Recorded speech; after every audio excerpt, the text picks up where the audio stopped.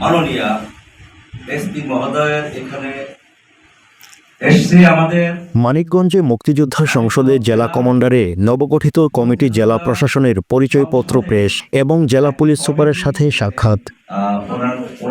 Magistrate doctor Monowar Hossain মোল্লার দপ্তরে নবগঠিত সংসদের আহ্বায়ক মোহাম্মদ আব্দুল মান্নান সহ শতাধিক মুক্তিযোদ্ধা সংসদে নবগঠিত কমিটি পরিচয়পত্র পেশ করেন। পরে মানিকগঞ্জ পুলিশ সুপার কার্যালয়ে বীর মুক্তিযোদ্ধারা মিছিল নিয়ে পুলিশ সুপার ইয়াসমিন খাতুনের সাথে সৌজন্য সাক্ষাৎ করে।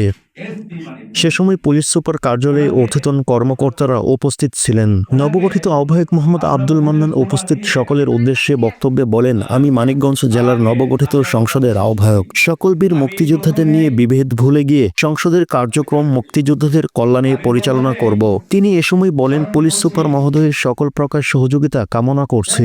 নবগঠিত বাংলাদেশ মুক্তিযোদ্ধা সংসদ মানিকগঞ্জ জেলা শাখার আহ্বায়ক আব্দুল মান্নান পুলিশ সুপার ইয়াসমিন খাতুনকে সকল বীর মুক্তিযোদ্ধাদের পক্ষ থেকে ফুল দিয়ে অভিনন্দন ও শুভেচ্ছা জানান।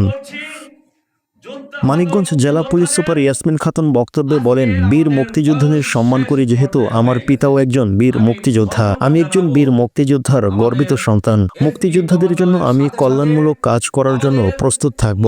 আপনারা দেশ ও জাতির গর্বিত এবং শ্রেষ্ঠ সন্তান। আমি আপনাদের জন্য দেশ ও জাতির কল্যাণের জন্য সর্বদা চেষ্টা করে যাব।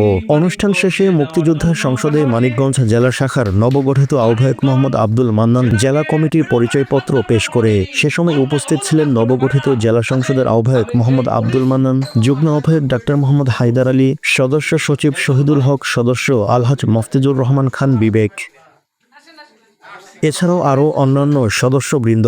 অনুষ্ঠান শেষে উপস্থিত সকল বীর মুক্তিযোদ্ধাদের ধন্যবাদ ও অভিনন্দন জানিয়ে জেলা আহ্বায়ক আব্দুল মান্নান কর্মসূচি সমাপ্ত করে।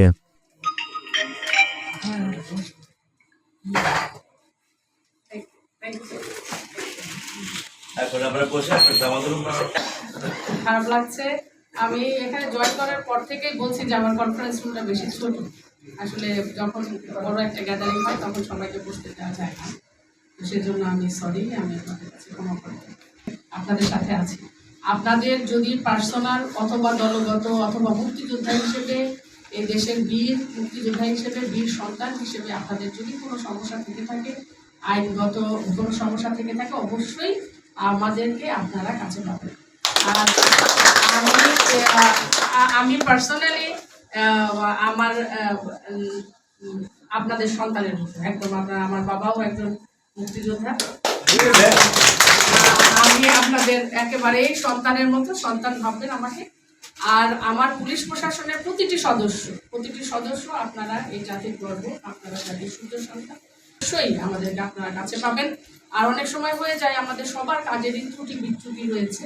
যদি কোনো ত্রুটি বিচ্যুতি আমাদের কোনো সদস্য প্রতি হয়ে থাকে, সেই কথাটুকু আমাদের কানে আপনারা পৌঁছাবেন, সেটা আমরা যথাসাধ্য চেষ্টা করি। আর আপনাদের সেবায় আমরা নিয়োজিত আছি, পুরো দেশে হতে কাজ করে যাচ্ছি। দিবারাত্রি পুলিশ চেষ্টা করছে সকল ধরনের আমাদের উপর যে অর্পিত দায়িত্ব কর্তব্যগুলো রয়েছে ওগুলো সুষ্ঠুভাবে, সুন্দরভাবে, যথাযথভাবে করার জন্য। আপনারা আমাদেরকে সহায়তা দিবেন, আপনারা আমাদেরকে দোয়া দিবেন, আপনারা আমাদেরকে সাহস দিবেন, যাতে আমরা সুন্দরভাবে আমাদের উপর অর্পিত কর্তব্যটুকু পালন করতে পারি। আপনাদের